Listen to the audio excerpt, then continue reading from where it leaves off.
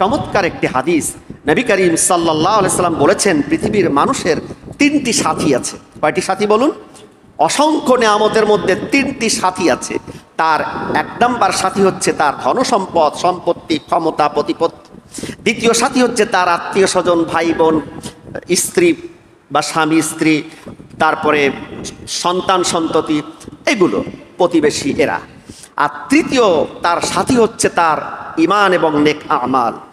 আল্লাহর নবী বলেন, প্রথম যে সাথী মৃত্যুর সাথে সাথে তা চলে যায়, আর কোনো কাজে আসে না। কথা ঠিক কিনা? আজ পর্যন্ত কোনোদিন দেখেছেন কি যে এই ধনসম্পদ, ক্ষমতা, প্রতিপত্তি সাথে নিয়ে কবরে গিয়েছে? বরং কবরে যাওয়ার আগেই পালায়ে কুল পায় না। আমি আগের দিনে বলেছি, যার কিসমতে আল্লাহ পাক, যার তাকদীরে যতটুকু লিখে রেখেছেন বৈধ পন্থায়, সে ততটুকু খেতে পারবে। আর অবৈধভাবে যত দুর্নীতি এবং যত স্বজনপ্রীতি করে যে কোনোভাবে সেগুলো সঞ্চয় করুক না কেন, সেগুলো ভোগ করতে গেলে লাঞ্ছিত, অপমানিত, অপদস্থ হতে হবে। এবং তার তাকদীরে যতটুকু ছিল ততটুকু সে ভোগ করে তারপরে মারা যাবে। এগুলো সব রেখে যাবে, কিচ্ছু নিয়ে যেতে পারবে না, কোনো কাজে আসবে না। ধনসম্পদ এবং এই জনবল, সন্তান সন্ততি কাফেরদের জন্য, যারা কিয়ামতকে অস্বীকার করেছে। দ্বিতীয় সাথী হচ্ছে তাদের আত্মীয় স্বজন, বন্ধু বান্ধব। এই সাথী কবর পর্যন্ত যায়, সর্বশেষ কবরের মধ্যে নেমে আপনার আমার লাশটি নামাবেন, কিন্তু সে কবরের মধ্যে আপনার আমার সাথী হয়ে থাকবেন না। একটা নির্দিষ্ট সময়ে সে কবর থেকে উঠে তার নিজের ব্যস্ততার মধ্যে চলে যাবেন। কথা ঠিক কিনা? আল্লাহর নবী বলেন, দ্বিতীয় একটা সাথী হচ্ছে নেক আমল। আল্লাহ রাব্বুল আলামিন মুমিনদেরকে এই সাথীর কথা বলেছেন, যারা ঈমান এবং নেক আমল সাথে নিয়ে যাবে কিয়ামতের দিন পর্যন্ত। এই ঈমান আর নেক আমল তাদের সাথী হিসাবে থাকবে। জোরে বলুন সুবহানাল্লাহ। সকলের জন্য ধন সম্পদ এবং ক্ষমতা এটা খারাপ নয়, কারণ আপনার সন্তান সন্ততি, ক্ষমতা, ধনসম্পদ এগুলো যদি আল্লাহ পাকের পক্ষ থেকে দেয়া নেয়ামত মনে করে জবাবদিহিতার ভয়ে আপনি আপনার সম্পদটা খরচ করেন, সন্তানকে পরিচালনা করেন, ক্ষমতা পেয়ে এই ক্ষমতাটা যদি আল্লাহ পাকের দরবারে দাঁড়িয়ে জবাব দিতে হবে এই টেন্ডেন্সি নিয়ে অ্যাপ্লাই করেন, তাহলে নিশ্চিতভাবে আপনি কিয়ামতের দিন আল্লাহ পাক যে 7 শ্রেণীর মানুষদেরকে তার আরশে আজিমের ছায়ার নিচে স্থান দিবেন, তার প্রথম শ্রেণী হচ্ছে ইমামুন আদিলুন, যিনি নেতৃত্ব পেয়েছেন এবং সেই নেতৃত্ব পেয়ে স্বেচ্ছাচারিতা করেননি, স্বৈরাচার হয়ে যাননি, ফ্যাসিবাদের আশ্রয় নেননি, বরং আল্লাহ রাব্বুল আলামিনের ভয়ে ন্যায় এবং ইনসাফ ভিত্তিক বিচার করেছে। সর্বপ্রথম তাদেরকে আল্লাহ পাক মেহমান হিসাবে কিয়ামতের দিন তার আরশে আজিমের ছায়ার নিচে স্থান করে দিবেন। জোরে বলুন সুবহানাল্লাহ। তাহলে 3টা জিনিসের সর্বশেষ যে জিনিসটি, সেটা হচ্ছে আপনার চিরসাথী, চিরস্থায়ী সাথী। আল্লাহ রাব্বুল আলামিন কোরআনে কারীমের সর্বশ্রেষ্ঠ তাফসীর তিনি বর্ণনা করেছেন। এক আয়াতের তাফসীর আর এক আয়াত দিয়ে তিনি ব্যাখ্যা করেছেন। আয়াতে কারিমার তাফসীরে অন্যত্রে তিনি বলেছেন, আল মালু ওয়াল বানুনা যিনাতুল হায়াতিদ দুনিয়া ওয়াল বাকিয়াতুস সালিহাতু খায়রুন ইনদা রাব্বিকা সাওয়াবান ওয়া খায়রুন আমালা। এই দুনিয়ার ধনসম্পদ, সন্তান সন্ততি যা কিছু আমি দিয়েছি, এগুলো দুনিয়ার সৌন্দর্যের জন্য তোমাদেরকে দিয়েছি। আর এই সম্পদ, এই সন্তান, এই ক্ষমতা কিভাবে পরিচালনা করতে হবে তার যথাযথ রূপরেখা আমি এই কোরআনের মধ্যে একটা গাইডনেস দিয়ে দিয়েছি। জোরে বলুন সুবহানাল্লাহ। গাইডলাইন দিয়ে দিয়েছি। যদি তা তোমরা যথাযথভাবে অনুসরণ করে চলো, এই ক্ষমতা, এই সন্তান, এই সম্পদ তোমাদের কিয়ামতের দিন নাজাতের ওসিলা হয়ে যাবে। জোরে বলুন সুবহানাল্লাহ। الذين كفروا لن تغني عنهم أموالهم ولا أولادهم من الله شيئا وأولئك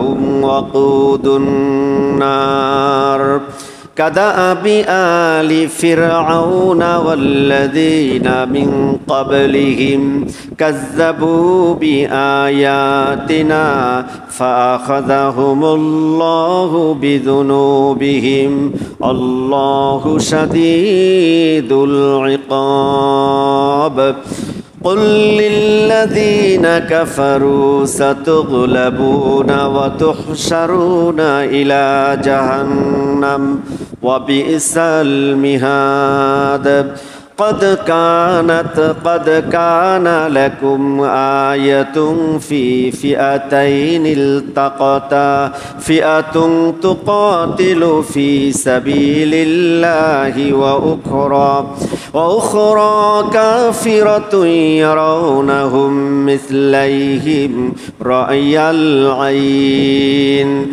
الله يؤيد بنصره من يشاء إن في ذلك لعبرة لأولي الأبصار زين للناس حب الشهوات من النساء والبنين والقناطير المقنطرة من الذهب والفضة والخيل المسومة والأنعام والحرث ذلك متاع الحياة الدنيا والله عنده حسن المآب قل أنبئكم بخير من ذلكم للذين اتقوا عند ربهم جنات تجري من تحتها الأنهار خالدين فيها وأزواج مطهرة ورضوان من الله الله بصير بالعباد الذين يقولون ربنا إننا آمنا فاغفر لنا ذنوبنا وقنا عذاب النار الصابرين والصادقين والقانتين والمنفقين والمستغفرين بالأسحار صدق الله العظيم وصدق رسوله النبي الكريم ونحن على ذلك من الشاهدين والشاكرين والحمد لله رب العالمين وقال تبارك وتعالى في شان حبيبه ناحية أخرى إن الله وملائكته يصلون على النبي يا أيها الذين آمنوا صلوا عليه وسلموا تسليما اللهم صل على محمد وعلى آل محمد كما صليت على إبراهيم وعلى آل إبراهيم إنك حميد مجيد اللهم بارك على محمد وعلى آل محمد كما باركت على إبراهيم وعلى آل إبراهيم إنك حميد مجيد সম্মানিত মুরব্বিয়ান ইকরাম, শ্রদ্ধেয় মুসল্লিবৃন্দ, প্রাণপ্রিয় যুবক ভাইয়েরা, স্নেহাস্পদ আল্লাহ তাআলার প্রিয় মাসুম বান্দারা, আমরা রব্বুল ইজ্জত ওয়াল জালালের শানে শুকরগুজার হচ্ছি যে মহান মুনিব আমাদেরকে প্রায় একটি মাস পর তার কালামে হাকিম থেকে ধারাবাহিক আলোচনার জন্য, কালাম থেকে কিছু কথা শুনে পথ এবং পাথেয় নির্ণয় করার জন্য এখানে পবিত্র স্থানে, সর্বশ্রেষ্ঠ স্থানে আসার বসার তৌফিক দান করেছেন জুমার দিনে আসরের নামাজের পরে দোয়া কবুলের সময়ে। এজন্য আমরা হৃদয়ের অন্তরস্থল থেকে তার দরবারে শুকরগুজার হচ্ছি, সকলে বলছি আলহামদুলিল্লাহ। আমরা গত মাসে, অর্থাৎ এই চলতি মাসের প্রথম সপ্তাহে, মাসখানিক আগে আমরা সূরাত আলে ইমরান শুরু করেছি এবং সূরাত আলে ইমরান কোথায় অবতীর্ণ তা আলোচনা করেছি। মুলাক্খাস, সামারাইজ সূরা আলে ইমরানের বিষয়ে গত সপ্তাহে আলোচনা করেছি। সূরাতুল বাকারার পরে এই সূরাটি হচ্ছে সর্বদীর্ঘ সূরা। এই সূরার মধ্যে আল্লাহ তাআলা অত্যন্ত গুরুত্বপূর্ণ কিছু বিষয় আলোচনা করেছেন। বদরের যুদ্ধের ঘটনা, উহুদের যুদ্ধের ঘটনা, বিভিন্ন যুদ্ধের ঘটনা এবং মুসলমানদের বিজয়ের কারণ এবং মুসলমানদের সফলতার চাবিকাঠি কি সে বিষয়ে আল্লাহ পাক আলোকপাত করেছেন। সম্পূর্ণ সূরাটি 200 আয়াত বিশিষ্ট একটি সূরা। গত সপ্তাহে প্রথম রুকু আমরা আলোচনা করেছি, এর মধ্যে 9টি আয়াত ছিল। সর্বশেষ 2টি আয়াতের মধ্যে আল্লাহ তাআলা আমাদেরকে মোনাজাত শিখিয়েছিলেন, অর্থাৎ কোরআনে কারীমের মধ্যে যে কয়েকটা বিষয়ের আয়াত রয়েছে তার মধ্যে একটা হচ্ছে মুতাশাবিহাতের আয়াত, এবং কোরআনে কারীমের এই আয়াতগুলি নিয়ে যারা ভণ্ডামি করে, যারা নিজেকে সুফি দাবি করে মানুষদেরকে পথভ্রষ্ট করে, এই সমস্ত আয়াতগুলি নিয়ে তারা তাদের বক্র বাঁকা, এজন্য তারা মানুষদেরকে ভ্রষ্টতার দিকে নিয়ে যায়। এ বিষয়ে আল্লাহ পাক বলছেন। আর যারা প্রকৃত মুমিন, এই মুমিনরা আল্লাহ পাকের কাছে দোয়া করে, রব্বানা লা তুযিগ কুলুবানা, আয় আল্লাহ তাআলা আমাদের কল্পকে, অন্তরকে বক্রতা করে দিয়েন না, বক্র করে দিয়েন না হেদায়েত প্রাপ্ত হওয়ার পর। এই একটা দোয়া। আরেকটা দোয়া আমরা শিখেছিলাম মুমিনদের জন্য, যে দোয়া আল্লাহ শিখিয়েছেন মুমিনদের আলোচনা করে, সেটা হচ্ছে রব্বানা ইন্নাকা জামিউন নাস, হে আমাদের প্রতিপালক, নিশ্চয়ই আপনি সমস্ত মানুষ, পৃথিবীর সূচনা লগ্ন থেকে নিয়ে কিয়ামত পর্যন্ত যত মানুষ আসবে সবাইকে একত্রিত করবেন, লিয়াউমিন, সেই দিন, লা রাইবা ফি, এতে কোনো সন্দেহ নেই। ইন্নাল্লাহা লা ইউখলিফুল মিয়াদ, নিশ্চয় আল্লাহ তাআলা ওয়াদা খেলাপ করেন না। তিনি যত ওয়াদা করেছেন মুমিনদের বিষয়ে এবং কাফেরদের বিষয়ে পুঙ্খানুপুঙ্খ রূপে সেই ওয়াদাগুলো তিনি পালন করবেন এবং করেন। আজকের যেখান থেকে তিলাওয়াত করেছে এটা হচ্ছে কাফেরদের বিষয়। মুমিনদের বিষয়ে আলোচনা করে আল্লাহ তাআলা কাফেরদের ব্যাপারে আলোকপাত করেছেন, যে কাফেররা মনে করে তাদের ধনসম্পদ, ক্ষমতা, ঐশ্বর্য, প্রতিপত্তি, এগুলো মানে পেশি শক্তি, এগুলো মনে হয় তাদেরকে চিরস্থায়ীভাবে শান্তিতে রাখবে, মুক্তি দিবে। তা নয়, বরং ইন্নাল্লাযীনা কাফারু, নিশ্চয়ই যারা কুফরি করেছে, আল্লাহ পাকের নিয়ামতকে অস্বীকার করেছে, আল্লাহর বিধানকে অস্বীকার করেছে, আল্লাহর আয়াত সমূহকে অস্বীকার করেছে, দুর্বলদেরকে অত্যাচার করেছে, অস্বীকার করার কারণে মনে করেছে তাদের সম্পদ, তাদের সন্তান, তাদের জনবল, সেগুলো কাজে আসবে। লাং তুগনিয়া আনহুম আমওয়ালুহুম ওয়ালা আওলাদুহুম মিনাল্লাহি শাইআ, কশ্চিনকালেও তাদের সম্পদ আর তাদের সন্তান এবং ধনসম্পদ কাজে আসবে না। ওয়া উলাইকা হুম ওয়াকুদুন নার, তাদের চিরস্থায়ী পরিণতি হচ্ছে তারা জাহান্নামের ইন্ধন হবে। আজকে আমি সর্বমোট আপনাদের সম্মুখে 6টি আয়াত তেলাওয়াত করেছি। এই আয়াত 6টির মধ্যে প্রথম যে আয়াত অনুবাদ করলাম, এই আয়াতটি অবতীর্ণ হয়েছে মদিনাতেই। তবে এই আয়াত অবতীর্ণের শানে নুজুল যেটা, তার প্রেক্ষাপট বর্ণনা করতে গিয়ে ইমাম ফখরুদ্দিন রাজি রহমাতুল্লাহ আলাইহি তার জগৎ বিখ্যাত তাফসিরে কাবির, যে তাফসিরটির আরেকটি নাম হচ্ছে তাফসির মাফাতিহুল গায়ব, এর মধ্যে তিনি বলেছেন, একটু আগে যেটা বললাম সেটাও তিনি বলেছেন, যে প্রথম অংশ মুমিনদের ব্যাপারে, দ্বিতীয় অংশ কাফেরদের ব্যাপারে আলোকপাত করেছেন। আর এই আয়াতগুলি অবতীর্ণের 3টি কারণ উল্লেখ করেছেন। তার প্রথমটি হচ্ছে তিনি লিখেছেন যে নাজরানের কিছু খ্রিস্টান ছিল, এদের সম্পর্কে আয়াত নাজিল হয়েছে, কারণ এই দলের যে লিডার ছিল, যিনি প্রধান ছিলেন, তার নাম ছিল আবু হারেসা ইবনে আলকামা। তার ভাইকে বলেছিল যে আমি জানি মুহাম্মদ সাল্লাল্লাহু আলাইহি সাল্লাম সত্য রাসূল, কারণ আমি তাওরাতে, ইনজিলে এটা পড়েছি, সেই নিদর্শন সব মহানবী সাল্লাল্লাহু আলাইহি সাল্লামের মধ্যে পাচ্ছি, এবং এই যে আয়াতগুলি নাজিল হচ্ছে এটাও আমি জানি, এই কথাগুলো সত্য, কারণ ইতিপূর্বে আমরা কোনোদিন এরকম ধ্রুব তারার মতো সত্য কথাগুলো আমরা জানি নাই। আর মুহাম্মদ সাল্লাল্লাহু আলাইহি সাল্লাম যে কথাগুলো বলেন, তিনি তো কোনো মাদ্রাসা, কলেজ, ইউনিভার্সিটি, কোনো পণ্ডিতের কাছে যাননি। সুতরাং তিনি এগুলো বলেন কেমনে? সমুদ্রের কথা, ভূগোলের কথা, বিজ্ঞানের কথা, নিঃসন্দেহে কথাগুলো আল্লাহ পাকের পক্ষ থেকে এসেছে।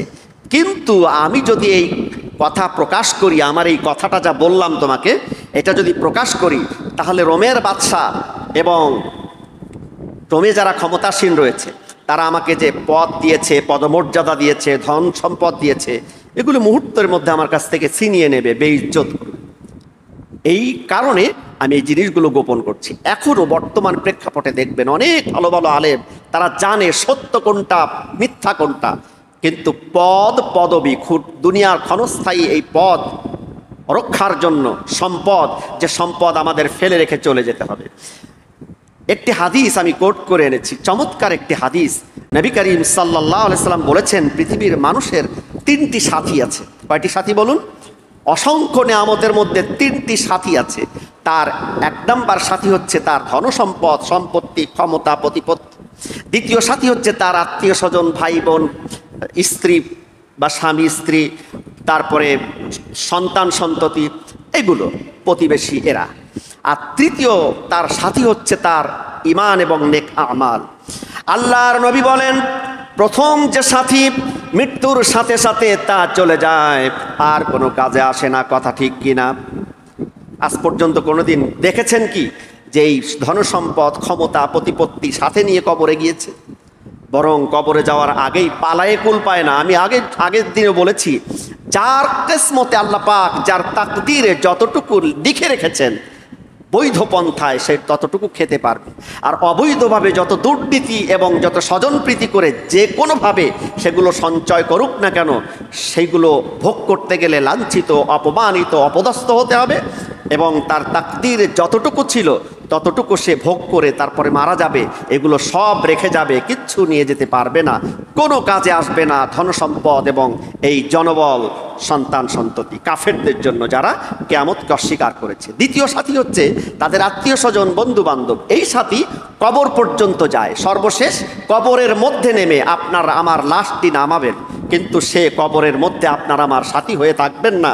একটা নির্দিষ্ট সময়ে সে কবর থেকে উঠে তার নিজের ব্যস্ততার মধ্যে চলে যাবেন। কথা ঠিক কিনা? আল্লাহর নবী বলেন, দ্বিতীয় একটা সাথী হচ্ছে নেক আমল। আল্লাহ রাব্বুল আলামিন মুমিনদেরকে এই সাথীর কথা বলেছেন, যারা ঈমান এবং নেক আমল সাথে নিয়ে যাবে কিয়ামতের দিন পর্যন্ত। এই ঈমান আর নেক আমল তাদের সাথী হিসাবে থাকবে। জোরে বলুন সুবহানাল্লাহ। সকলের জন্য ধন সম্পদ এবং ক্ষমতা এটা খারাপ নয়, কারণ আপনার সন্তান সন্ততি, ক্ষমতা, ধনসম্পদ এগুলো যদি আল্লাহ পাকের পক্ষ থেকে দেয়া নেয়ামত মনে করে জবাবদিহিতার ভয়ে আপনি আপনার সম্পদটা খরচ করেন, সন্তানকে পরিচালনা করেন, ক্ষমতা পেয়ে এই ক্ষমতাটা যদি আল্লাহ পাকের দরবারে দাঁড়িয়ে জবাব দিতে হবে এই টেন্ডেন্সি নিয়ে অ্যাপ্লাই করেন, তাহলে নিশ্চিতভাবে আপনি কিয়ামতের দিন আল্লাহ পাক যে 7 শ্রেণীর মানুষদেরকে তার আরশে আজিমের ছায়ার নিচে স্থান দিবেন, তার প্রথম শ্রেণী হচ্ছে ইমামুন আদিলুন, যিনি নেতৃত্ব পেয়েছেন এবং সেই নেতৃত্ব পেয়ে স্বেচ্ছাচারিতা করেননি, স্বৈরাচার হয়ে যাননি, ফ্যাসিবাদের আশ্রয় নেননি, বরং আল্লাহ রাব্বুল আলামিনের ভয়ে ন্যায় এবং ইনসাফ ভিত্তিক বিচার করেছে। সর্বপ্রথম তাদেরকে আল্লাহ পাক মেহমান হিসাবে কিয়ামতের দিন তার আরশে আজিমের ছায়ার নিচে স্থান করে দিবেন। জোরে বলুন সুবহানাল্লাহ। তাহলে 3টা জিনিসের সর্বশেষ যে জিনিসটি, সেটা হচ্ছে আপনার চিরসাথী, চিরস্থায়ী সাথী। আল্লাহ রাব্বুল আলামিন কোরআনে কারীমের সর্বশ্রেষ্ঠ তাফসীর তিনি বর্ণনা করেছেন। এক আয়াতের তাফসীর আর এক আয়াত দিয়ে তিনি ব্যাখ্যা করেছেন। আয়াতে কারিমার তাফসীরে অন্যত্রে তিনি বলেছেন, আল মালু ওয়াল বানুনা যিনাতুল হায়াতিদ দুনিয়া ওয়াল বাকিয়াতুস সালিহাতু খায়রুন ইনদা রাব্বিকা সাওয়াবান ওয়া খায়রুন আমালা। এই দুনিয়ার ধনসম্পদ, সন্তান সন্ততি যা কিছু আমি দিয়েছি, এগুলো দুনিয়ার সৌন্দর্যের জন্য তোমাদেরকে দিয়েছি। আর এই সম্পদ, এই সন্তান, এই ক্ষমতা কিভাবে পরিচালনা করতে হবে তার যথাযথ রূপরেখা আমি এই কোরআনের মধ্যে একটা গাইডনেস দিয়ে দিয়েছি। জোরে বলুন সুবহানাল্লাহ। গাইডলাইন দিয়ে দিয়েছি। যদি তা তোমরা যথাযথভাবে অনুসরণ করে চলো, এই ক্ষমতা, এই সন্তান, এই সম্পদ তোমাদের কিয়ামতের দিন নাজাতের ওসিলা হয়ে যাবে। জোরে বলুন সুবহানাল্লাহ। দুনিয়ার এই সম্পদগুলি যদি আল্লাহ রাব্বুল আলামিনের দিক নির্দেশনা অনুযায়ী কোনো মুমিন খরচ করে যায়, কিয়ামত পর্যন্ত কবরে যাওয়ার পরেও সেই সম্পদ যতদিন ভালো পথে খরচ হতে থাকবে, তার আমল নামায় একটা নেকি পৌঁছাতে থাকবে। কিয়ামতের ময়দানে সে উঠে বলবে, রব্বুল আলামিন, আমি তো এত বেশি আমল করে আসি নাই, আমার আমল নামায় এত বেশি নেকি কেন? আল্লাহ পাক বলবেন, তোমাকে যে সম্পদ আমি দিয়েছিলাম, ওই সম্পদগুলি আমার দিক নির্দেশনা অনুযায়ী পরিচালনা করেছ। তুমি সম্পদ ছেড়ে এসেছো এবং তোমার সন্তানগুলোকে তুমি আমার পথে ছেড়ে এসেছো, দ্বীনের পথে ছেড়ে এসেছো। আমার পথে তুমি ছেড়ে আসার কারণে তারা যে কোরআন অনুযায়ী ওই সম্পদগুলো কোরআনের দিক নির্দেশনা অনুযায়ী পরিচালনা করছে, ক্ষমতা তুমি যাদের হাতে দিয়ে এসেছো তারা যে অনুযায়ী এই পরিচালনা করছে তার একটা ভালো অংশ তোমার আমল নামায় পৌঁছে গেছে। জোরে বলুন সুবহানাল্লাহ। কোরআনে কারীমের অন্যত্র আল্লাহ বলেন, মাইয়াশফা শাফাআতান হাসানাতান ইয়াকুল লাহু নাসিবুম মিনহা। যদি কোনো ব্যক্তি একটা ভালো কাজের অংশগ্রহণ করে, ভালো মানুষকে সাপোর্ট করে, সুপারিশ করে, তাহলে ওই মানুষটি যতদিন পর্যন্ত ভালো কাজ করবে ওই মানুষের ভালো কাজের একটা অংশ তার আমল নামায় পৌঁছাতে থাকবে কিয়ামত পর্যন্ত। জোরে বলুন সুবহানাল্লাহ। ওয়া মাইয়াশফা শাফাআতান সাইয়্যাতান ইয়াকুল লাহু কিফলুম মিনহা। আর যদি কোনো দুষ্ট প্রকৃতির দুশ্চরিত্র জুলুম করে, যে জালিমের হাতে আপনি ক্ষমতা হস্তান্তর করে যান বা কোনো সাপোর্ট করে যান, তাহলে জেনে রেখে দিবেন সেই জালিম যতদিন থাকবে তার অংশ পৌঁছাবে না। শাফাআতান সাইয়্যাতান ইয়াকুল লাহু কিফলুন মিনহা। কিফলুন মানে হচ্ছে তার সমস্ত অন্যায়ের দায় দায়িত্ব ভার আপনার উপরে চেপে বসবে। জোরে বলুন নাউজুবিল্লাহি মিন যালিক। এটা গেল মুমিনদের জন্য, আর এটা হচ্ছে কাফেরদের জন্য। কাফেরদের কোনো ধনসম্পদ কিয়ামতের দিন কাজে আসবে না, এটা আল্লাহ পাক বলছেন। সমস্ত সম্পদ সব কিছু হারিয়ে তারা হাহাকার করতে থাকবে, জাহান্নামের মধ্যে তাদের চিরস্থায়ী স্থান হতে থাকবে, জাহান্নামের ইন্ধন তারা হয়ে যাবে। আল্লাহ পাক পরবর্তী আয়াতে বলেছেন, কাদা আবি আলি ফিরাউনা ওয়াল্লাযীনা মিন ক্বাবলিহিম। ফিরাউন এবং তাদের পূর্বে যারা ছিল তারা যেভাবে বুঝে সুঝে, ওই যে একটু আগে বললাম নাজরানের গোত্রের যে লিডার বলতেছিলেন, আমি সব বুঝি, মুহাম্মদ সাল্লাল্লাহু আলাইহি ওয়াসাল্লাম সত্য, তার আনিত দিন সত্য, কোরআনে কারিমের কথাগুলোও সত্য, কিন্তু দুইটা জিনিস, একটা হচ্ছে আমার পদ পদবী আর একটা হচ্ছে আমার সম্পদ, ওই যে রোম সম্রাটের কাছ থেকে পেয়েছি। আল্লাহ পাক বলছেন এটা শুধু সে নয়, বরং তার পূর্বে ফেরাউন, নমরুদ, হামান, কামান, কারুন, এগুলো সব এই একই অবস্থায় ছিল। কাদাবি আলি ফিরাউন, কাদাবি মানে হচ্ছে তারা সেই পথেরই মানে অভ্যাস অনুযায়ী, ওদের অভ্যাস অনুযায়ী এই সত্যকে প্রত্যাখ্যান করেছে। ওয়াল্লাযীনা মিন ক্বাবলিহিম, এবং তাদের পূর্বে যারা নূহ আলাইহিস সালামের সময় তারাও এভাবে প্রত্যাখ্যান করেছিল। একটা সিরিয়াল চলে আসছে এইটাই, আর কাযযাবু বিআয়াতিনা, যারা আমার এই আয়াত সমূহকে অস্বীকার করেছিল। ফাআখাযাহুমুল্লাহু বিযুনুবিহিম, আল্লাহ রাব্বুল আলামিন তাদের পাপের কারণে পাকড়াও করবেন, পাকড়াও করেছেন। অর্থাৎ আল্লাহ পাকের একটা সিস্টেম হচ্ছে, আল্লাহ রাব্বুল আলামিন আপনাকে ক্ষমতা দিয়ে, সম্পদ দিয়ে, আমাকে ক্ষমতা, পদ পদবী, সন্তান, এগুলো দিয়ে তিনি অবজার্ভ করেন। সুম্মা জাআলনাকুম খালাইফা ফিল আরদ, আল্লাহ পাক বলছেন অতঃপর আমি প্রতিনিধি তাদেরকে বানালাম, লিনানজুরা কাইফা তা'মালুন, তারা কি করে এটাকে অবজার্ভ করার জন্য। তো আল্লাহ তাআলা অবজার্ভ করেন এবং সাথে সাথে পাকড়াও করেন যাদেরকে তিনি ভালোবাসেন। মুমিন যারা, তাদের ভুল হওয়ার সাথে সাথে পাকড়াও করা হয়। আর যারা স্বেচ্ছাচার, ওই যে জুমার সময় বললাম একটা ডেঞ্জারাস একটা হাদিস, খুব ভয়ঙ্কর হাদিস, সেটা হচ্ছে কোনো মানুষ যখন ক্ষমতা পেয়ে বা সম্পদ পেয়ে মানুষের উপকার করে আবার সেটা বলে বেড়ায় এবং মানুষদেরকে বোঝায় যে আমার কৃতিত্ব, আল্লাহ পাককে ভুলে যায়, তখন এক পর্যায়ে তাদেরকে আল্লাহ তাআলা জাব্বারিন, মানে সীমা অতিক্রমকারী, জুলুম নির্যাতনকারীদের খাতায় নাম লিখিয়ে দেন। এটা হচ্ছে ভয়ঙ্কর। এর কারণে তাদের আর ফিরে আসার সুযোগ থাকে না, তওবা করে ফিরে আসবে এটা সুযোগ থাকে না। এটা সবচেয়ে বড় শাস্তি। আপনাকে তওবা করার সুযোগ কিয়ামত পর্যন্ত, যদি যারা বেঁচে থাকবে আপনার মৃত্যু পর্যন্ত আল্লাহ দিয়েছে, কিন্তু যদি একবার অন্তঃকরণে সিলমোহর মেরে যায় তাহলে তা থেকে ফিরে আসা ভয়ঙ্কর। তখন আল্লাহ তাআলা ফেরাউন, নমরুদ এদের মতো করেই পাকড়াও করেন। আল্লাহ তাআলা বলছেন ফাআখাযাহুমুল্লাহু বিযুনুবিহিম, তাদের এই পাপের কারণেই আল্লাহ তাআলা তাদের পাকড়াও করে বসেন। ছাড় দিতে দিতে ছেড়ে দেন না, হুট করে পাকড়াও করে বসেন। ছাড় দেন কিন্তু ছেড়ে দেন না, হঠাৎ পাকড়াও করেন, কিন্তু সেই পাকড়াওটা পূর্ব সতর্ক করে করেন না, বরং যখন সে ক্ষমতা প্রাপ্ত হয় বা সম্পদ প্রাপ্ত হয় বা সন্তান প্রাপ্ত হয় তার আগেই আল্লাহ তাআলা এই উপদেশগুলো দিয়ে রেখেছেন যে এইগুলো কিভাবে চালাতে হবে এটা দেখে দেখে চালাও।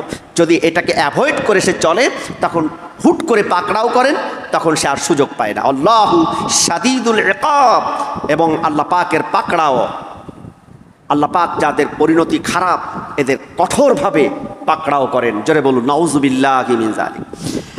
এরপরে আল্লাহ রাব্বুল আলামিন তার হাবিবকে বলছেন 12তম আয়াতে বলছেন, কুল লিল্লাযীনা কাফারু সাতুগলাবুনা ওয়া তুহশারুনা ইলা জাহান্নাম ওয়া বিসাল মিহাদ। হে নবী, আপনি কাফেরদেরকে বলুন অচিরেই তোমরা পরাজয় বরণ করবে। অতঃসারুন আইলা জাহান্নাম, এবং জাহান্নামে তোমাদেরকে একত্রিত করা হবে। আর অবিসাল মিহাদ, সেটা অত্যন্ত নিকৃষ্ট জায়গা। এই যে আয়াতগুলি নাজিল হয়েছে যে 3 শ্রেণীর লোকদেরকে কেন্দ্র করে, তার প্রথম শ্রেণী বলেছি। দ্বিতীয় শ্রেণী হচ্ছে মদিনার বনু কোরাইজা এবং মদিনার বনু নাজির গোত্রের লোকেরা, ইহুদি ছিল। এরা যখন বদরের যুদ্ধে মুশরিকরা রসুল করিম সাল্লাল্লাহু আলাইহি ওয়াসাল্লামের বিরুদ্ধে যখন যুদ্ধ করতে এলো, ইসলামের প্রথম যুদ্ধ, এবং সেই যুদ্ধে মুসলমানদের সংখ্যা ছিল মাত্র 313 জন, আর কাফেরদের সংখ্যা ছিল 1000-এর বেশি। ইসলামের ইসলাম যখন মদিনা, ইসলাম কেবল আল্লাহ পাকের রসুল মানুষদেরকে একত্রিত করে প্রতিষ্ঠা করেছেন, শান্তি প্রতিষ্ঠা করেছেন, ঠিক সেই সময়ে এই মদিনার কিছু মুনাফিকদের প্ররোচনায় মক্কার কাফের মুশরিকরা একত্রিত হয়ে বদরের যুদ্ধ বাঁধিয়ে দিল। এই যুদ্ধে আল্লাহ পাকের রসুল অনেক কান্নাকাটি করেছিলেন, দোয়া করেছিলেন। আল্লাহ তাআলা তার রসুলের দোয়া কবুল করেছিলেন, এবং এই যুদ্ধে ফেরেশতা নাজিল করেছিলেন 1000-এর উপরে। কাফেরের সংখ্যা 1000, তার বেশি নাজিল করেছিলেন ফেরেশতা। অদৃশ্যভাবে ফেরেশতারা মুসলমানদেরকে সাহায্য করেছিলেন। বদরের যুদ্ধে কাফেরের সংখ্যা ছিল 1000, উট ছিল মানে 700, আর 100 ঘোড়া ছিল, বলিষ্ঠ তেজি ঘোড়া। আর মুসলমানদের সংখ্যা ছিল মাত্র 313 জন, আর 70টা উট ছিল, এবং ঘোড়া ছিল মাত্র 2টি। দুর্বল ছিলেন মুসলমানরা বাহ্যিক দিক থেকে, কিন্তু আত্মিক দিক থেকে খুবই সবল ছিলেন, যেটাকে বলা হয় ইস্তেকামাত, মেন্টাল ডিটারমাইন্ড। এটা খুব স্ট্রং ছিল তাদের। রসুল করিম সাল্লাল্লাহু আলাইহি ওয়াসাল্লাম তাদের সাথে ছিলেন। আল্লাহ তাআলা বলছেন, ইস্তাগীসুনা রাব্বাকুম ফাস্তাজাবা লাকুম আন্নী মুমিদ্দুকুম বিআলফিম মিনাল মালাইকাতি মুরদিফিন। যখন হে নবী আপনারা সাহায্য কামনা করেছিলেন আমার কাছে, তখন আমি বিআলফিম মিনাল মালাইকা, 1000-এর উপরে ফেরেশতা দিয়ে আপনাদেরকে সাহায্য করেছিলাম। আল্লাহ পাক ডাইরেক্ট সাহায্য করেছিলেন, এখনও করতে পারেন যদি বদরের সাহাবীদের মতো ঈমান আমাদের হয়ে থাকে। জোরে বলুন সুবহানাল্লাহ। কবি বলছেন, ফিজায়ে বদরে পয়দা কুন ফেরেশতে তেরে নুসরত কুন, উতার সকতে গর্দু সে কাতার আন্দার কাতার ভি। বদরের যুদ্ধের সাহাবীদের মতো ঈমান এবং বলিষ্ঠ দৃঢ়তা, বলিষ্ঠ পদক্ষেপ, ইস্তেকামাত আলাল ইসলাম, ইসলামের উপরে, ইস্তেকামাত আলাল ঈমান, ঈমানের উপরে দৃঢ়তা যদি আমাদের আসে, আল্লাহ তাআলা সাহায্য করবেন। কেমনে করবেন কিছুদিন আগে দেখেই দিয়েছেন, কথা ঠিক কিনা? সম্মানিত উপস্থিতি, তো ওরা তখন মদিনার যে বনু নাজির এবং বনু কোরাইজা গোত্র, ওদেরকে যখন নবী করিম সাল্লাল্লাহু আলাইহি ওয়াসাল্লাম বদর যুদ্ধ থেকে ফিরে এসে ইসলামের দাওয়াত দিচ্ছিলেন, তখন নবীজিকে তুচ্ছ তাচ্ছিল্য করে বলেছিল, মক্কার ওই কয়েকজন কাফের মুশরিক, ওরা তো বোঝে না, ওরা হচ্ছে মূর্খসূর্খ মানুষ, এজন্য ওরা আপনার কাছে হেরে গিয়েছে। আমরা অত্যন্ত জ্ঞানী, আমরা বুঝি ভালো, আমাদের শক্তি আছে বেশি, অহমিকা প্রকাশ করেছিল। তখন আল্লাহ তাআলা তার রাসূলকে সান্ত্বনা দিয়ে আয়াত নাজিল করেন। এরপর তাদেরকে ওই বনু নাজির এবং বনু কোরাইজা গোত্রকে চূড়ান্ত শাস্তি দিয়ে সূরাতুল হাসর, সূরা আল হাসর 28তম পারায়, এই সূরার প্রারম্ভিকে আল্লাহ তাআলা সে ঘটনা বর্ণনা করেছেন। তো আমরা সেই সময়গুলো জানবো। আর তৃতীয় একটা মত হচ্ছে ইবনে আব্বাস রাদিয়াল্লাহু তাআলা আনহু থেকে বর্ণিত, মক্কার কাফের কোরাইশদের ব্যাপারে বলা হয়েছে যে তোমাদের ক্ষমতা, তোমাদের প্রতিপত্তি, তোমাদের এই সম্পদ, সন্তান কোনো কিছু কাজে আসবে না, এবং তোমাদেরকে সবাইকে যদি তোমরা ঈমান ছাড়া কুফরের উপরে, শিরকের উপরে তোমরা ইন্তেকাল করো, তাহলে কিয়ামতের দিন জাহান্নামে তোমরা সব একত্রিত হবে, পারস্পরিক বন্ধু। এখন পালিয়ে পুলিয়ে থাকতে পারো, কিয়ামতের দিন সব বন্ধু বান্ধবগুলো একত্রিত হয়ে পাশাপাশি দেখতে পাবে। সেই জায়গাটা হবে অত্যন্ত নিকৃষ্ট জায়গা, অবিসাল মিহাদ, কতই না নিকৃষ্ট সেই জায়গা। এরপরে আল্লাহ তাআলা এই বদরের সেই ঘটনাটাই বলছেন। আল্লাহ রাব্বুল আলামিন বলছেন, قد كان لكم آية في فئتين التقتا فئة تقاتل في سبيل الله وأخرى كافرة يرونهم مثليهم رأي العين الله يؤيد بنصره من يشاء إن في ذلك لعبرة لأولي الأبصار قد كان لكم آية, তোমাদের জন্য ছিল নিদর্শন, ফি ফিআতাইনিল তাকাতা, বদর প্রান্তরে যে যুদ্ধ হয়েছিল, দুইটা দল ছিল সেখানে। ফিআতুন তুকাতিলু, একটা দল যুদ্ধ করেছিল ফি সাবিলিল্লাহ, আল্লাহ পাকের সন্তুষ্টির জন্য জীবন উৎসর্গ করে দিয়েছিল। ইমানের কাছে, ইসলামের কাছে আপন ভাই সন্তান দেখেনি।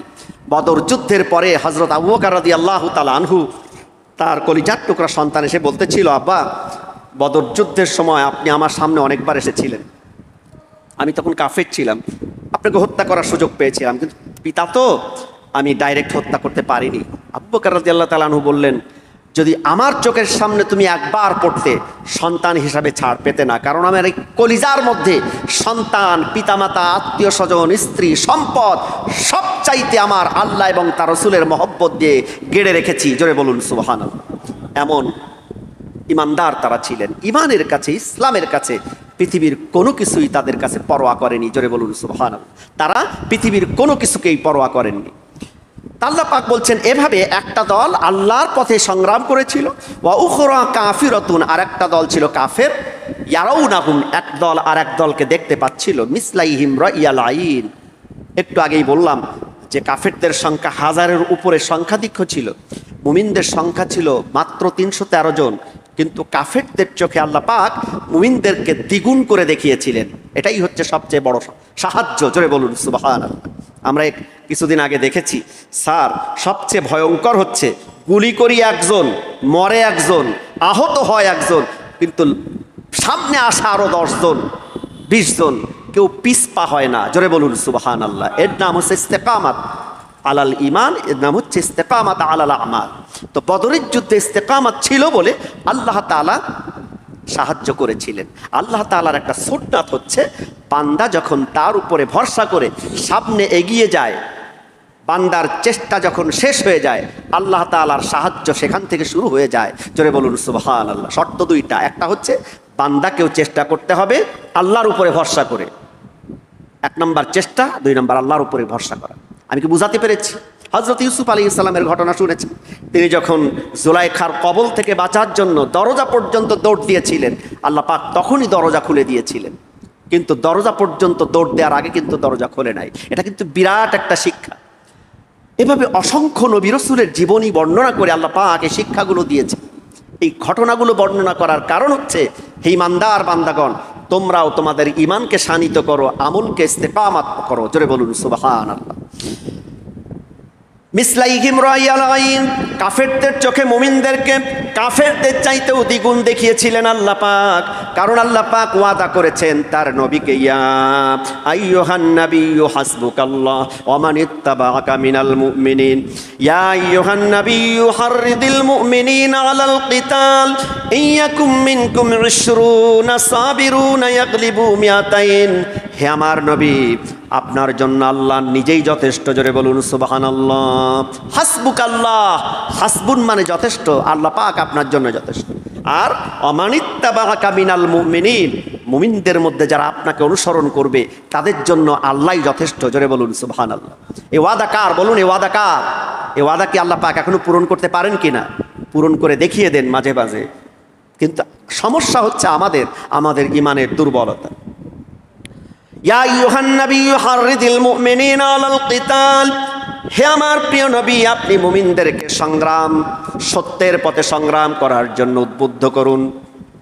ইয়াকুম মিনকুম 20 সাবিরুন, যদি তারা থাকে ধৈর্যের উপরে অটল থাকে, বদরি সাহাবীদের মতো 20 জন যদি থাকে, 20 সাবিরুনা ইয়াগলিবু মিয়াতাইন, 20 জনের উপরে, 20 জন কাফেরদের উপরে আমি 20 জন মুমিন থাকলে আমি 200 জন কাফেরের উপরে বিজয়ী দান করবো। জোরে বলুন সুবহানাল্লাহ।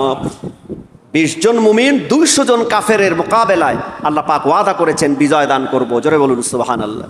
ইয়াকুম মিনকুম, ইন মানে যদি, ইয়াকুন হয়, ইয়াকুন মানে হয়, মিনকুম মিন মানে থেকে, কুম মানে তোমাদের থেকে যদি 20 মাত্র 20 জন, বেশি না, সাবিরুন, এই 20 জন হতে হবে ঈমান এবং ইসলাম, আমল, তারপরে দৃঢ়তা, তাকওয়া, ভরসা আল্লাহ পাকের উপরে, সব কিছু 100% যদি 20 জন হয়, ইয়াগলিবু মিয়াতাইন, তাহলে 200 জন কাফেরের উপরে আমি তাদেরকে বিজয় দান করবো। জোরে বলুন সুবহানাল্লাহ। 200 জন কাফেরের উপরে তারা বিজয়ী হবে। এইভাবে আল্লাহ পাক অদৃশ্য থেকে, আল্লাহ সাহায্য হচ্ছে অদৃশ্য থেকে আসে। আল্লাহু ইউআইয়িদু বিনাসরিহি মান ইয়াশা, আর আল্লাহ পাক এভাবে সাহায্য করেন। আইয়াদা ইউআইয়িদু তাইয়িদ মানে সাহায্য করা, সহযোগিতা করা। বিনাসরিহি মানে সাহায্য, তার শক্তি দিয়ে তিনি সাহায্য করেন।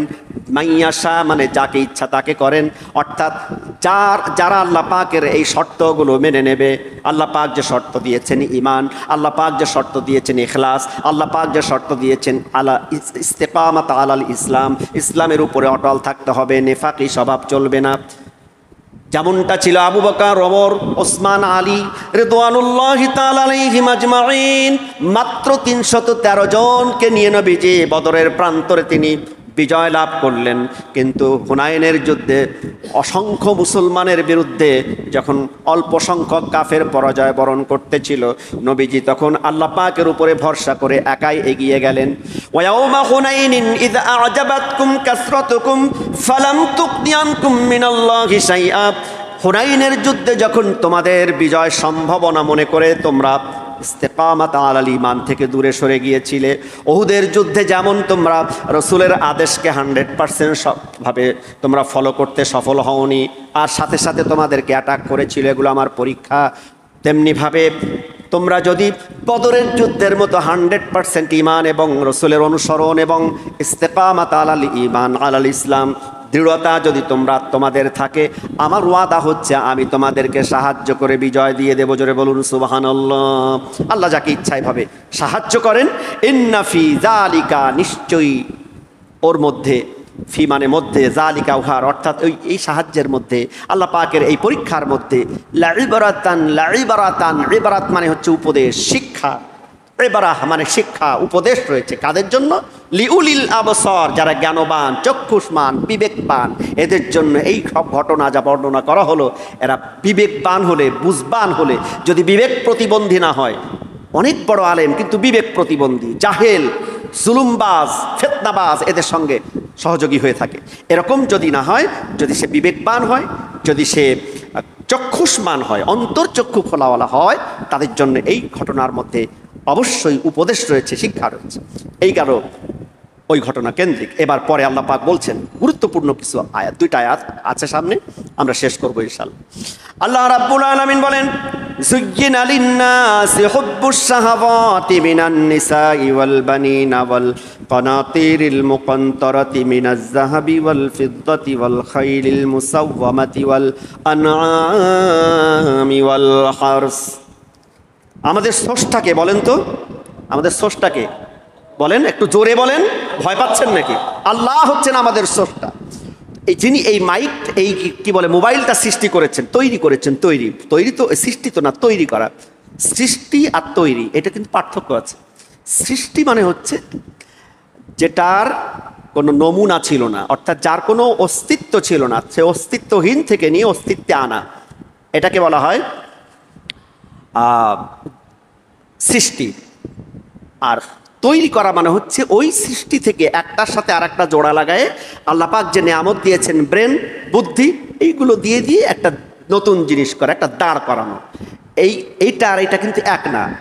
তো সৃষ্টি হচ্ছে যার আদৌ কোনো নমুনা ছিল না, অস্তিত্ব ছিল না, অস্তিত্বহীন থেকে যে মহান মুনিব আমাদেরকে দিয়েছেন, তিনি হচ্ছেন আমাদের অরিজিনাল স্রষ্টা, আমাদের স্রষ্টা, আমাদের রব, আমাদের রাজ্জাক, আমাদের প্রতিপালনকারী, আমাদের রিজিক দানকারী। এগুলোর নাম হচ্ছে ঈমান।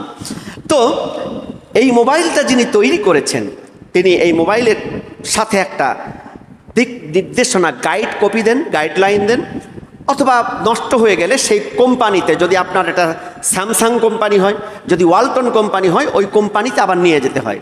যারা এই মোবাইল তৈরি করেছেন তারা কোথায় কি সমস্যা হলো ওটা আবার ঠিক করে দিতে পারেন। কথা ঠিক কি না? কারণ তিনি জানেন এর মধ্যে সমস্যাটা কি, এর প্রবলেম কি। আমি কি আপনাদেরকে বোঝাতে পারছি? আল্লাহ রাব্বুল আলামিন আমাদের স্রষ্টা। আমরা গত আলোচনায় বলেছি কিভাবে তিনি আমাদেরকে সৃষ্টি করেছেন। যারা গত আলোচনায় ছিলেন তারা শুনেছেন, বিজ্ঞানের থিওরি দিয়ে বুঝিয়েছি। যারা এই পার্থিব জগতের শুধু জ্ঞানী, কোরআনের জ্ঞান যাদের মধ্যে নেই, তারা বলে বানর থেকে, হনুমান থেকে, উল্টা পাল্টা বলে, কারণ তাদের তো জ্ঞানের শেষ মানে দৌড় নেন, এই জ্ঞানের যে দৌড় খুব সীমিত।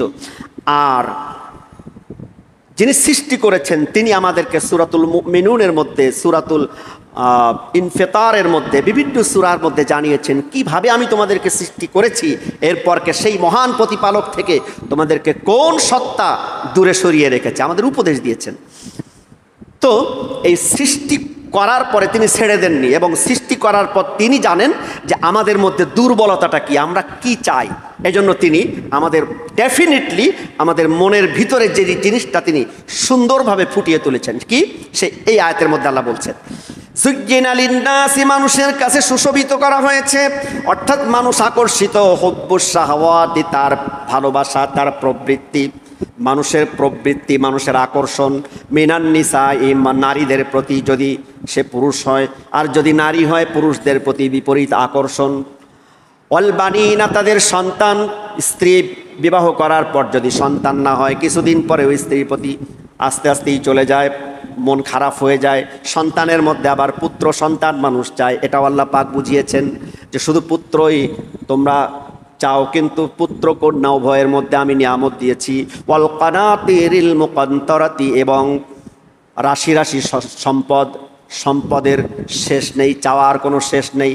আল্লাহর নবী বলেন, আল্লাহর বান্দা আমার উম্মতদেরকে যদি এক মাঠ ভর্তি স্বর্ণ দেওয়া হয়, সেই স্বর্ণ মাঠ ভর্তি স্বর্ণ পাওয়ার পরে সে বলবে আমার যদি আর এক মাঠ ভর্তি স্বর্ণ থাকতো, কোটি কোটি টাকা শুধু কামাই সারেনি, যদি আবার দেশে ধরা খেয়ে যায় সেটাকে পাচার করেছে। যদি এতটুকু বিবেক থাকতো, বুদ্ধি থাকতো যে সেখানে গিয়ে আমি সেটা ভোগ করতে পারবো কিনা, চিরঞ্জীব হয়ে অনন্তকালীন জীবন, সেখানে পাঠানো হয়েছে। XYZ আপনারা জানেন কি পরিমাণ দুর্নীতি করে তারপরে সম্পদকে গায়েব করা হয়েছে। আল্লাহ তাআলা বলেন এই ধন ঐশ্বর্য, নবীজি বলেন এই মাঠ ভর্তি স্বর্ণ পাওয়ার পরেও তার চাহিদা শেষ হয় না। দুনিয়ার মানুষের চাহিদার কোনো শেষ নেই, তবে আল গিনা গিনান নাফস, ধনী ব্যক্তি সেই যার অন্তর ধনী, জোরে বলুন সুবহানাল্লাহ। এটাও নবীজি বলেছেন, গিনা গিনান নাফস, অন্তর যদি ধনী হয় সেই ধনী ব্যক্তি। আর যদি অন্তর ধনী না হয়, হাজার কোটি টাকার সম্পদ পেলেও, 50টা বিল্ডিংয়ের মালিক হলেও, 1000 গাড়ির মালিক হলেও, 1000 বছরও যদি আপনি ক্ষমতায় থাকেন, লোভ আপনার শেষ হবে না। মনে হবে আমি যদি আল্লাহর মতন চিরঞ্জীব হতে পারতাম, জোরে বলুন নাউজুবিল্লাহ। আল্লাহ পাক বলছেন এই পুঞ্জিত ধনরাশি, সঞ্চিত ধনরাশি, ব্যাংক ব্যালেন্স, এগুলো হচ্ছে মানুষের কাছে আকর্ষণীয়। এটা হচ্ছে তাদের শাহওয়াত। শাহওয়াত মানে প্রবৃত্তির কামনা, নাফসানিয়াত, খাহিশিয়াত, এটা তার বিবেক বহির্ভূত কাজ। ওয়াল মিনাজ যাহাবি ওয়াল ফিদ্দা, স্বর্ণালঙ্কার, স্বর্ণ, স্বর্ণের বার, ওয়াল ফিদ্দা রৌপ্য, ওয়াল খাইলিল মুসাওয়ামাতি, তখন ছিল বাহনের জিনিস ছিল হচ্ছে ঘোড়া, উট। এজন্য আল্লাহ পাক এখানে বলেছেন বাছাইকৃত ঘোড়া, সবচেয়ে যে শক্তিশালী ঘোড়া। আর এখন হচ্ছে বাড়ি গাড়ি, গাড়ি, বড় বড় গাড়ি। ওয়াল আনআমি ওয়াল হারস, চতুষ্পদ জানোয়ার, গরু, ছাগল, ভেড়া, এইগুলোর মালিক হব। এবং কোরবানির মৌসুমে আসলে অনেক বড় বড় বাজারে টাজারে নিয়ে রাস্তাঘাটে তার গলায় মালা পেঁচায়, তারপরে সেটাকে সুখ্যাতির জন্য প্রচার। ওয়াল হার্স, মাঠান, জমি জায়গা, ভূমি দখল করা, এইগুলো আল্লাহ পাক বলছেন এগুলো হচ্ছে মানুষের স্বাভাবিক আকর্ষণ। এ কথা আল্লাহ পাক যে বলছেন এগুলো কি সত্য কি না? মানুষ যখন একটু বড় হয় বিপরীত ধর্মের প্রতি আকর্ষণ যায়, আর একটু বড় হয় সম্পদের প্রতি আকর্ষণ যায়, আর একটু বড় হয় ক্ষমতা চায়, তখন ক্ষমতা। এই তিনটা জিনিস হচ্ছে মানুষের সবচেয়ে ডেঞ্জারাস পরীক্ষার জিনিস। তবে এর থেকে কেউ গাফিল থাকতে পারে না, কিন্তু এই জিনিসের মধ্য দিয়েই আপনাকে কোরআন এবং হাদিসের দিক নির্দেশনা অনুযায়ী আপনার আমার নফসকে যদি কন্ট্রোল করতে পারি, এই পরীক্ষায় উত্তীর্ণ হলেই সে সাকসেস হয়ে যায়, জোরে বলুন সুবহানাল্লাহ। তবে উত্তীর্ণ হওয়াটা খুব কঠিন কঠিন ব্যাপার, কারণ আপনার আমার পেছনে লেগে আছে শয়তান, সেইগুলোকে সুশোভিত করে দেখাবে। এখানে প্রায় 7 নিসাই, বানিন, কানাতির, মুকান্তরাতি, মিনাজ যাহাবি ওয়াল ফিদ্দা ওয়াল খাইলিল মুসাওয়ামা ওয়াল আনআম, সব মিলায়ে ওয়াল হার্স, 9টা জিনিসের কথা আল্লাহ পাক বলছেন। তার মধ্যে একটা হচ্ছে নারী, দ্বিতীয়টা হচ্ছে সন্তান সন্ততি। অনেকের সম্পদ আছে, সন্তান নেই, সে যেমন কষ্টে ভোগে, অনেকের সন্তান আছে অনেক কিন্তু সম্পদ কম, সেও দুনিয়ায় বড় অভাবী অবস্থায় বিশৃঙ্খল জীবনযাপন। এইভাবে আল্লাহ পাক সন্তান, পুঞ্জিত ধনরাশি, স্বর্ণ, রৌপ্য, বাছাইকৃত ঘোড়া মানে বাহন, গাড়ি, ওয়াল আনআম, চতুষ্পদ জানোয়ার, এবং হার্স মানে জমি। বিল্ডিং, বালাখানা, মাঠের জমি, এইগুলোর প্রতি আকর্ষণ। আল্লাহ রাব্বুল আলামিন বলছেন যালিকা মাতাউল হায়াতিদ দুনিয়া, এগুলো হচ্ছে দুনিয়ার অস্থায়ী সৌন্দর্য। আপনার স্ত্রী আপনার সাথে কবরে যাবে না, আপনার সন্তানও কবরে যেয়ে থাকবে না, আপনার আমার ধনরাশি, পুঞ্জিত ধনরাশি জাহান্নাম থেকে বাঁচাতে পারবে না, কবরে যাবে না। আজ পর্যন্ত কি কোনোদিন দেখেছেন কবরের মধ্যে ওই ফেরেশতা যেন তার একটু হালকা মারে বা না মারে এজন্য দিয়ে আসে? কিচ্ছু নিয়ে যেতে পারবে না। মিনাজ যাহাবি ওয়াল ফিদ্দা, এই স্বর্ণও যাবে না, রৌপ্যও যাবে না। ওয়াল খাইলিল মুসাওয়ামা, আপনার আমার গাড়ি যাবে না কবরের মধ্যে, বাড়িও যাবে না। ওয়াল আনআমি ওয়াল হারস, চতুষ্পদ জানোয়ার যা কিছু আমরা গোছাই না কেন, জমি জায়গা কোনো কিছুই নিয়ে যেতে পারবো না। সব কিছু অস্থায়ী, এই দুনিয়ায় মাতামাতি করার জন্য কিছুদিন ক্ষণস্থায়ী। মাতাউন মানে ফুর্তি করা, মাতামাতি যেটাকে বলা হয় আরবি কথা মাতাউন, আনন্দ উৎফুল্ল করা। আল্লাহু ইনদাহু হুসনুল মাআব, এই কয়টার চাইতে যে কয়টা বর্ণনা দেওয়া হলো এর চাইতেও আরও সৌন্দর্য, সেটা চিরস্থায়ী এবং আরও সুন্দর, তা আল্লাহ পাকের কাছে রয়েছেন। জোরে বলুন সুবহানাল্লাহ। আল্লাহ রাব্বুল আলামিন এরপর বলছেন কুল, হে নবী আপনি বলে দিন, আউনাব্বিউকুম, আমি কি আপনাকে সেই সংবাদ দেব না? অবশ্যই দেব। বিখাইরিম মিন যালিকুম, এতক্ষণ যে জিনিসগুলোর কথা বললাম এর চাইতে আরও সৌন্দর্য, আরও স্থায়িত্ব। এইগুলোর তো কোনো স্থায়িত্ব নেই। বাল তুসিরুনাল হায়াতাদ দুনিয়া, দুনিয়ার জীবনকে বরং তোমরা প্রাধান্য দিচ্ছ। ওয়াল আখিরাতু খাইরুন, আখিরাতের জীবনটাই হচ্ছে উত্তম। এটা কেউ অস্বীকার করতে পারবে না, কারণ সবাইকে মরতে হবে, আখিরাতের জীবনে প্রবেশ করতে হবে। মৃত্যুটা যেমন সত্য, আখিরাতের জীবনে প্রবেশ করার পরে এই জীবনের ভালোগুলো সাথে যাবে, খারাপও সাথে যাবে। ভালোটা যদি বেশি হয় জান্নাত হবে, খারাপটা যদি বেশি হয় জাহান্নাম হবে। ইমানের কারণে জান্নাত আর জাহান্নাম হবে, এগুলোও সত্য কথা, ঠিক কিনা? আল্লাহ পাক তাই বলছেন, হে নবী আপনি বলুন, এর চাইতে চিরস্থায়ী অনন্তকালীন জীবনের জন্য সৌন্দর্য যেটা তাদের জন্য রয়েছে লিল্লাযীনা তাকাউ ইনদা রাব্বিহিম, যারা তাকওয়া অবলম্বন করবে, তাদের প্রতিপালকের ভয় করে জীবন চলবে, স্বেচ্ছাচারী জীবন চালাবে না। ক্ষমতা পেয়ে, সম্পদ পেয়ে, সন্তান পেয়ে দুর্বলের উপর অত্যাচার করবে না, ক্ষমতা অবৈধভাবে আঁকড়ে ধরার চেষ্টা করবে না। সম্পদগুলো ভোগ করার আগে চিন্তা করবে কোন পথে আমি আয় করেছি, কোন পথে আমি ব্যয় করব। আল্লাহ পাকের রাসূল মুসলিম শরীফের হাদিসের মধ্যে এসেছে, তিনি বলেছেন লা তাজুলু কাদামা ইবনে আদম, বনি আদম তার পা কিয়ামতের দিন এক পাও সামনে আগাতে পারবে না, হাত্তা ইউসআলা আন খামসিন, পাঁচটা প্রশ্নের উত্তর না দিয়ে, আন উমরিহি ফিমা আবলাহু ফিমা আফনাহু, তার বয়স, তার হায়াত পেয়েছিল সেটা কোন পথে খরচ করেছে, তার যৌবনের শক্তি কোন পথে ব্যয় করেছে, ওয়ান মালিহি মিন আইনা ইকতাসাবাহু ওয়া ফিমা আনফাকাহু, এবং সম্পদ কোন পথে সে উপার্জন করেছে এবং কোন পথে ব্যয় করেছে, এবং যা জেনেছে যতটুকু কোরআন এবং হাদিস থেকে কতটুকু সে আমল করেছে। জোরে বলুন সুবহানাল্লাহ। সুতরাং যারা এই অবস্থায় চলবে, লিল্লাযীনা তাকাউ ইনদা রাব্বিহিম জান্নাতুন তাজরি মিন তাহতিহাল আনহার, তাদের জন্য রয়েছে চিরস্থায়ী জান্নাত, যার পাদদেশে, যার পদতলে ঝর্ণা প্রবাহিত হচ্ছে। এক একটা জান্নাতের পরিধি হচ্ছে এই রকম 10 দুনিয়ার সমান, সর্বছোট জান্নাত হচ্ছে এই দুনিয়ার 10টা দুনিয়ার সমান। জোরে বলুন সুবহানাল্লাহ। জান্নাতের বর্ণনা একদিন করব, আল্লাহ পাক যদি তৌফিক দান করেন, যে জান্নাত কত সুন্দর, কত স্থায়ী এবং কত সুন্দর জায়গা। দুনিয়ায় সম্পদ অস্থায়ী, দুনিয়ার জীবন হচ্ছে অস্থায়ী, দুনিয়ার খাবার অস্থায়ী, ফ্রিজ আপ করে রাখলে স্বাদ নষ্ট হয়ে যায়। আর জান্নাতের খাবারগুলো চমৎকার করে আল্লাহ পাক বর্ণনা করেছে। মাতালুল জান্নাতিল্লাতী উইদাল মুত্তাকুন ফিহা আনহারুম মিন মাইন গায়রি আসিন ওয়া আনহারুম মিন লাবানিল লাম ইয়াতাগায়্যার তা'আমু ওয়া আনহারুম মিন খামরিল লাযযাতিল লিশ-শারিবিন ওয়া আনহারুম মিন আসালিম মুসাফফা ওয়া লাহুম ফিহা মিন কুল্লিস সামারাত ওয়া মাগফিরাতুম মির রাব্বিহিম কামান হুয়া খালিদুন ফিন-নার ওয়া সুকু মান হামিমান ফাকাত্তা'a আমআআহুম। আল্লাহ পাক বলেন, জান্নাতের মধ্যে দুধ পান করানো হবে, জীবনে কোনোদিন নষ্ট হবে না। দুনিয়ার এই দুধগুলো যদি 2 দিন ফ্রিজে না রাখেন তাহলে কেটে যায়, নষ্ট হয়ে যায়। তার থেকে ছানা হয় বিভিন্ন খাবার। আপনি যদি সঞ্চয় করে রাখতে চান তাহলে ফ্রিজ আপ করা লাগে, বিভিন্ন পদ্ধতি অবলম্বন করা লাগে। কিন্তু জান্নাতের মধ্যে এমনভাবে সৃষ্টি করা হয়েছে যে কোনোদিন তা নষ্ট হবে না। জোরে বলুন সুবহানাল্লাহ। এমন সুন্দর জান্নাত তাদের জন্য রয়েছে, অপেক্ষা করছে। ওয়াজওয়াজুম মুতাহহারা, পবিত্র সঙ্গিনী। দুনিয়ার সঙ্গিনী অপবিত্র হয়ে যায়, অসুস্থ হয়ে যায়, আর জান্নাতে যে সঙ্গী হবে, সঙ্গিনী হবে, জীবনে কোনোদিন তারা অসুস্থ হবে না, অপবিত্র হবে না। সর্বোপরি জান্নাতের মধ্যে চিরস্থায়ীভাবে রব্বুল আলামিন সন্তুষ্ট থাকবেন। দুনিয়ায় কখনো আল্লাহ পাক আমাদের উপরে সন্তুষ্ট হন, কখনো তাকে আমরা রাগান্বিত করে ফেলি, অপরাধের কারণে তিনি রেগে যান, আমাদের বিপদ আপদ বালা মুসিবত চলে আসে। কিন্তু যারা একবার জান্নাতে প্রবেশ করবে কোনোদিন তাদের উপরে আল্লাহ পাক আর অসন্তুষ্ট হবেন না। সর্বোপরি জান্নাতের মধ্যে আল্লাহ পাক বলবেন, আমার বান্দারা দুনিয়ায় নেক কাজ করার কারণে, আমার দ্বীনের পথে চলার কারণে, দ্বীনকে প্রতিষ্ঠা করার কারণে যে জুলুম নির্যাতনের শিকার হয়েছিলে, তার প্রতিদানে যে জান্নাতে এসেছো, জান্নাতে আমার ওয়াদা করা সব জিনিসকে পেয়েছো। বান্দারা আবেগাপ্লুত হয়ে বলবে, অবশ্যই পেয়েছি। আল্লাহ পাক তখন বলবেন, লাহুম মা ইয়াশাউনা ফিহা ওয়া লাদাইনা মাজিদ।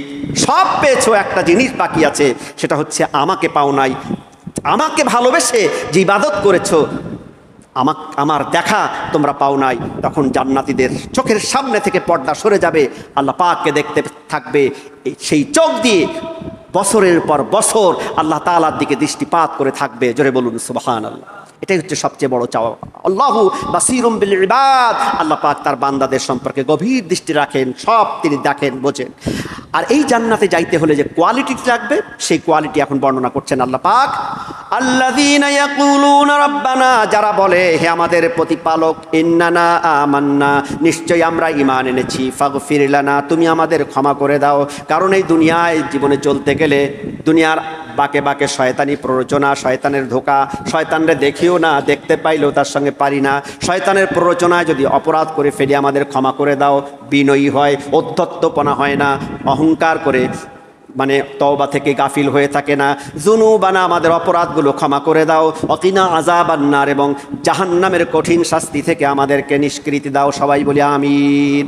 এটা গভীর রাতের বেলা চোখের পানি ছেড়ে দিয়ে তারা বলতে থাকে, তাহাজ্জুদ পড়ে। আর তাদের মধ্যে এছাড়াও আরও 5টি কোয়ালিটি রয়েছে। আল্লাহ পাক সেই কোয়ালিটি বলছেন, আস-সাবিরিন, তারা হয় ধৈর্যশীল, ওয়াস-সাদিকিন, তারা হয় সত্যবাদী, কখনো মিথ্যার আশ্রয় গ্রহণ করে না। জীবন চলে যাবে কিন্তু মিথ্যার সাথে আপোষ করবে না। এটা হচ্ছে জান্নাতি মানুষের কোয়ালিটি, ইমানদার এবং জান্নাতি মানুষের কোয়ালিটি।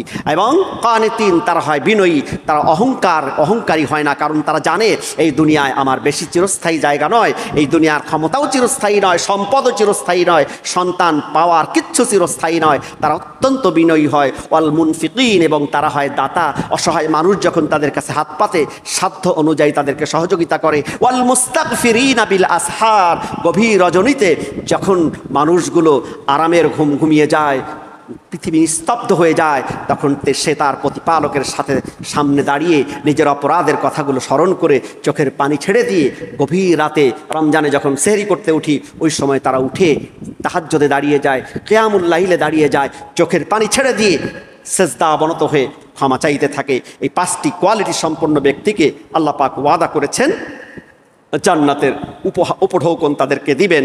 আল্লাহ তাআলা যেন আমাদের সবাইকে সেই 5টি গুণ আমাদের জীবনে সন্নিবেশ করেন, আমরা যেন সেই 5টি গুণ সম্বলিত জীবন যাপন করতে পারি। আল্লাহ তাআলা আমাদেরকে সে তৌফিক দান করেন। সকলে বলি আমিন ইনশাআল্লাহ। এভাবেই ধারাবাহিকভাবে আমরা আলোচনা করে যাব।